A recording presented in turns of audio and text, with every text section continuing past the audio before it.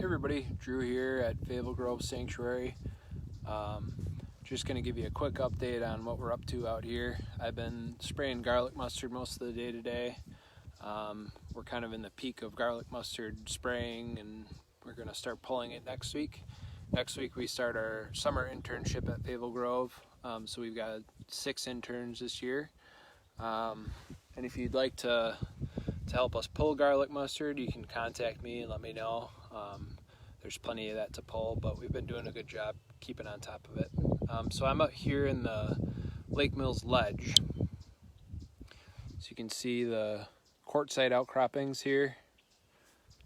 So we're just going to take a look at some of the plants that are blooming in here, some of the birds. A lot of people have been noting that migration is pretty slow right now compared to other years, and I'm not seeing it sort of in line with what people are saying. At Faville Grove here, we're not seeing a ton of migrants. There's not that explosion that you usually see, but there are been some orioles around. I saw a scarlet tanager yesterday, some rose-breasted grosbeaks. There's a bunch of yellow warblers on the other side of the ledge over there. But it's a nice view here. We're looking at the lowlands south, and I'm on top of the rocks here. So this is known as Waterloo quartzite. It's about 1.7 or 1.8 billion years old. There's some kind of, the caterpillar or something. Yeah, a little caterpillar. But there are some neat plants that are blooming around here right now. Here's one. This is, its common name is scrambled eggs. It's a Corydalis flavula. I think it's in the same family as Dutchman's breeches, and you can see those leaves look real similar. They're pinnately compound leaves. There's the flower right there.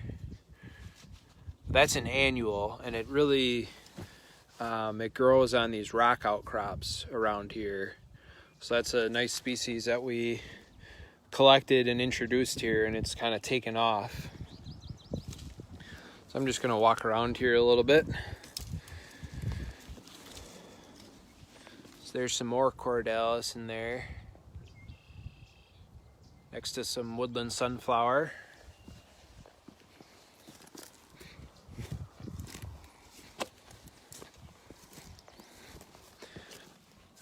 So this is an oak savanna that we're in. You can see it's fire maintained. There's a log that caught there. There's some black locusts that we're looking at right now. Those were girdled years ago and they're still standing, but it's good habitat for woodpeckers. There's a hickory tree. You can see that characteristic shaggy bark, the shag bark hickory. There are lots of bur and white oaks in here.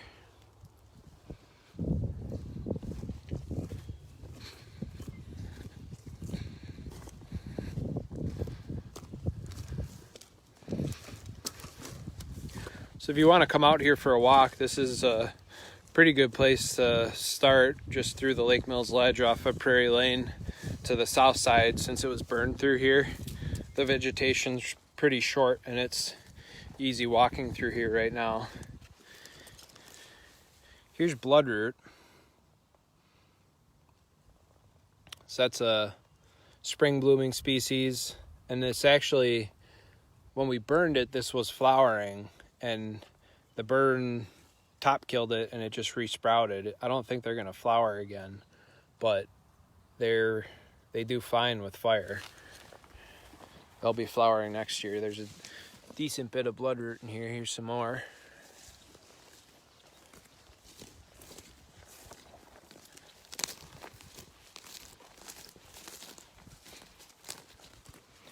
Here's a nice Savannah plant. This is Woodland Joe Pye weed.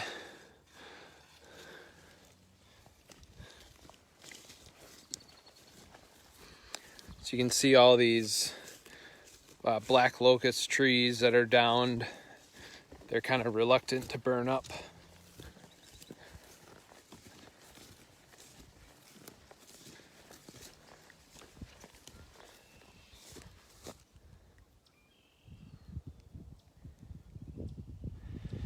So there's a good example of a Savannah tree. It's a spreading crown, open grown tree, rather than a straight tree that you would have in a forest. So that's a characteristic tree of savannas, that sort of form. And this community could almost be called a Cedar Gla, or a quartzite glade, because you have all this quartzite that's close to the surface and exposed, and you have the trees kind of growing up through in different spots. Here's another little yellow flower. This is early buttercup. So that's a nice native. It's actually starting to set seed there. So you can, it's not quite ready, but there you can see the seeds.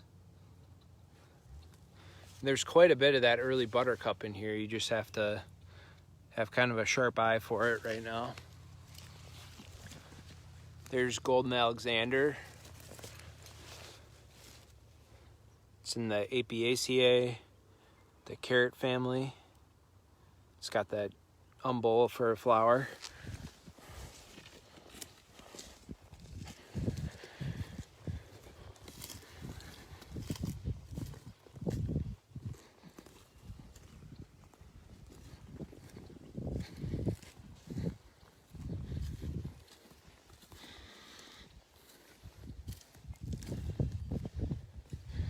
So here's a neat species up here. This is wood betany. It's pretty cool looking, kind of pinwheel shaped almost. A closer look at the flowers there. That's actually a hemiparasite, so it's still green and it photosynthesizes, but it also taps into other species around it. And pulls nutrients from those species. So that's an important one. It can kind of diminish the dominance of grasses in certain areas. So usually when you have this, it's sort of a hyper diverse little area when you see that. So I mean, even here, there's a Golden Alexander right next to it. There's some arrow-leaved aster. But especially in prairie areas, that's an important species, and it's blooming right now.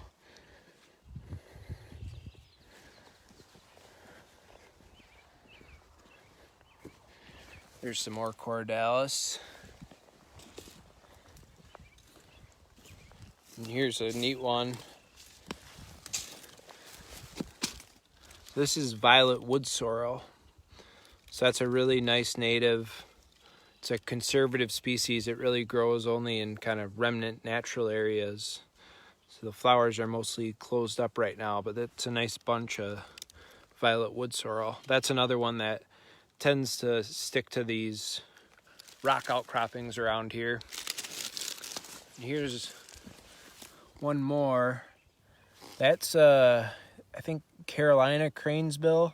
It's a geranium. So wild geranium you'll probably see blooming along roadsides and wooded areas right now. It's sort of uncommon, I think, in Wisconsin. More common in the southern U.S., but in Wisconsin it's sort of rare, and I think it sort of likes these rocky habitats.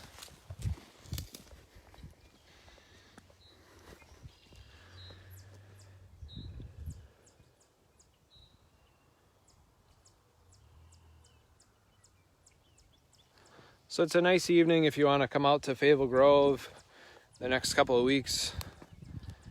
See the spring flowers, wildflowers. I actually did see By my house there's a spiderwort blooming already, which is a little early, but they should be blooming pretty soon. But feel free to come out anytime, and again, let me know if you want to volunteer to pull some garlic mustard. Thanks.